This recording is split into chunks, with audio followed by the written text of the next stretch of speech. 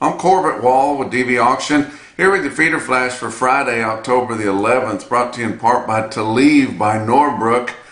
Unbreakable news, a talithromycin injection that is a highly effective broad-spectrum antibiotic for the treatment of BRD, pink eye, foot rot, and the like, exclusively in plastic bottles. For more information, go to norbrook.com. Also, Unionville Livestock Market and Creston Livestock Markets in north central Missouri and south central Iowa there. Unionville Livestock's got a regular sale here on Tuesday coming up, and then a special calf and yearling sale on both Tuesdays, October the 22nd and October the 29th. Get your consignments in there. There'll be good sales, both of them. Creston Livestock Market in Creston, Iowa has regular sales every Friday in October. The next big Wednesday special is going to be on November the 6th. Light slaughter, and that's probably the biggest news as far as the markets go this past week, is how light the slaughter is going to be, and it was advertised real widely that it's going to be under 600,000, and it looks like it is indeed going to be under 600. I mean, that is creeping, guys. And so the reason your packers do that is they try to stir some interest in your wholesale beef market. And box beef cutout values have been on the rise here for several days, and they've gained a lot of ground, so I guess it's working. So that sub 600,000 is spurring your box beef cutout values, but also holiday demand is also spurring them, and you're thinking, gosh, it's a long ways till holiday. Yeah, but they have to get in, get that stuff purchased, get it arranged, get it delivered in there. Of course, as long as it stays frozen, everything's fine for that. But that is kind of hurting our fat cattle market. We thought we were going to gain another $1 or $2 this week. We did gain a little bit of ground, but not much. It was mostly steady to a buck higher in the southern plains on extremely light trade there. But likely your weighted averages are going to be higher again, though, just because of that 187 in the southern plains, which it was all 186 last week, and we might have had a little bit more 188 and no 186 in the northern plains. So I would expect maybe just by a few pennies your weighted averages will be higher, and that will be the 5th week in a row if they indeed are. So still gaining ground there on your fat cattle market, even though we're kind of just hitting a sideways spot here. And you know, looking forward, and I mean down the road next year, this past year, the whole year, our slaughter has been a lot lighter, yet our beef production has been about the same because of the heavy carcasses. And actual slaughter information come back for the week ending September the 28th said that our average dressed steer carcass weight is 941 pounds. That is huge. We've been talking about that all year. And so we're not going to have any more cattle this year. And in fact, we're going to have less cattle going into next year. And they're not going to be able to make that ground up that big just on carcass weights again. I mean, the cattle are already weighing 1,600, 1,700, 1,800 pounds. You might get a few stick-out deals to weigh more than that, but I don't think we're going to be able to see that much gain in your carcass weights again. So they're going to have to pick the slaughter up here going into next year because they're just not going to be, they're not going to be able to put together enough beef production. But we've got all-time record, kind of rangy lean meat coming in from places like Paraguay and Brazil. Brazil's got imported more beef than they ever have into the United States. Of course, you know that 2 of our big 4 are from Brazil, so that plays right into their hands. But I'm thinking, we know that we've hit the top of our cycle, our 10-year cycle, and we should be coming off that. But there may be a little glitch here, and I know it's fundamental, and sometimes fundamentals don't work that great as far as trying to turn the market around. But if we've got a whole lot less domestic beef around going into next year, that could make a difference. It could keep these extremely high prices of all classes of cattle going another year, and there's sure not going to be any more slaughter cows than there was this past year into 25 because we've just culled them so deep that there's not going to be any around. So that's something to kind of keep our eye on going down the road, is the supplies of beef and the supplies of market-ready cattle could be tight, and it might make more difference next year than it did this year. But I did have the big elite livestock sales beef month sale, video sale on DVAuction down at Montgomery, Alabama, down at the cattleman's house there, right on across from the state capitol.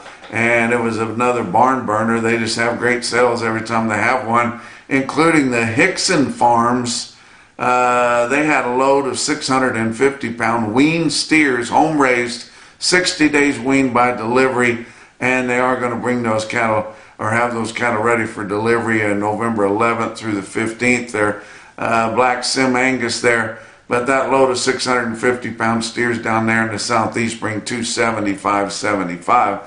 Thought that was awfully good. Don't forget about Livestock Risk Services, Dakota Moss, and all these other agents that work with him there. You know, some people thought, well, the LRPs, oh, they hadn't been working really that good. They worked really well the first half of this past year, and you want to pay attention, guys. There's nothing to say this market's not going to fall out of bed. And right now, you can lock in your next summer yearlings in the low 250s if you'd want to. Now, it's going to cost something to get that done. You don't have to pay till it's over, but could cost $9, $10, $100 to get them locked in. But there's sure nothing to say this thing has to stay as good as it is. And it might be pretty cheap insurance there to let you kind of rest easy until then. Let's talk about your board. On Thursday, October live cattle futures were up 97 cents at 189.17. December up $1.05 at 188.27. It's amazing how sporty this board has been. And your back months up 55 cents to up 70. So we saw your spot live cattle October contract gain nearly $1 and trading over 189, and we haven't seen 189 anywhere on fat cattle this past week other than in a sale barn setting. October feeder cattle futures up $1 at 250.27. That's a premium to either of your cash index levels, either your RTI or your CME cash feeder cattle index. November up 127 at 249.95. Back months up 62 cents to up 132. December corn was down 2.5 cents a bushel at 418.5. November beans down 5.5 cents a bushel at 1014.75. And hard red winter wheat for December up 2.25 cents at 611 a bushel.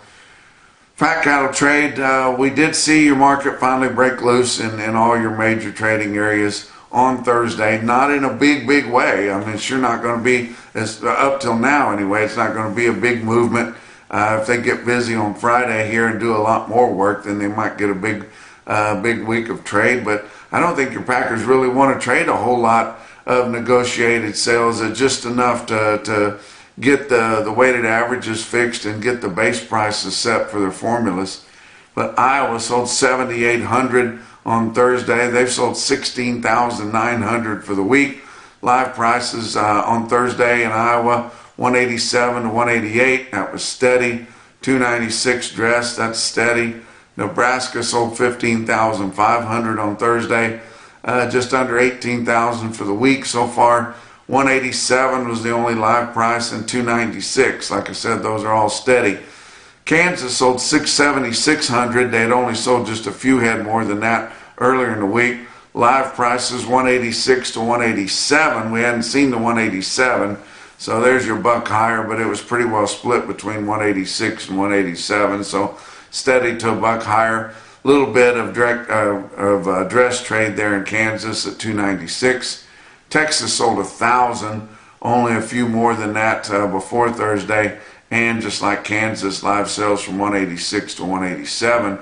did have a fat cattle auction in Kelowna, Iowa. Kelowna Livestock had 600 head of slaughter cattle for their auction on Thursday. They sold conventional fat cattle from 190 to 196. Sold fat Holstein steers from 168.5 to 178. Thought that was pretty good. How about box beef cutout values? I told you they've been gaining a lot of ground here. Choice cuts up 177 at 309.95. Selects up 210 at 290.73. Your slaughter, and we've been talking about that since I started talking on this report. It's extremely light. We continue to lose a little bit of ground every day of this week. Up through the first 4 days of the week, 474,000 is all. You see why we're not going to reach 600,000 unless we had a big Saturday, which I'm not expecting. But 474,000 through Thursday. That's 17,000 less than just last week and 25,000 less than the same week a year ago. Talk about what else is going on. Fairpiece is the revolutionary product that's scientifically proven.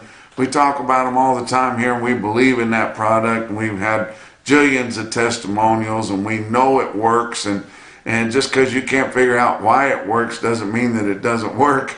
And it's cheap enough, $3 or less a dose. I don't understand how you couldn't try it. But the active ingredient is a synthetic analog of MBAS, a maternal bovine appeasing substance that is naturally occurring substance secreted by the skin of the lactating mammary glands.